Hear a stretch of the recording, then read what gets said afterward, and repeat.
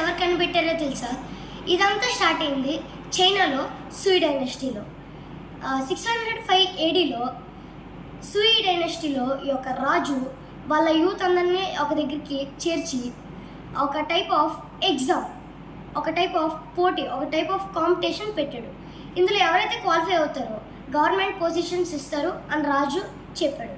దీనికి imperial examination అని రాజు పేరు పెట్టాడు.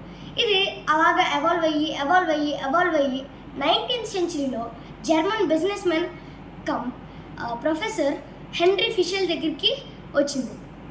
హెన్రీ ఫిషెల్కి ఒక ఆలోచన వచ్చింది, దీన్ని డెవలప్ చేద్దామని. సో డెవలప్ చేశాడు. ఇది మ్యాథ్స్, ఫిజిక్స్, కెమిస్ట్రీ ఎన్నో సబ్జెక్ట్స్ యొక్క ఎగ్జామ్స్గా డివైడ్ అయింది. ఇంకా మీకు ఎన్నో సబ్జెక్ట్స్ తెలుసు, ఎన్నో సబ్జెక్ట్స్ యొక్క ఎగ్జామినేషన్స్ ఈ కాలంలో అవుతున్నాయి.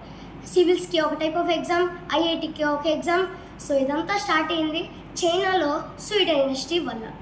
అదే వరల్డ్స్ యొక్క ఫస్ట్ ఎగ్జామ్.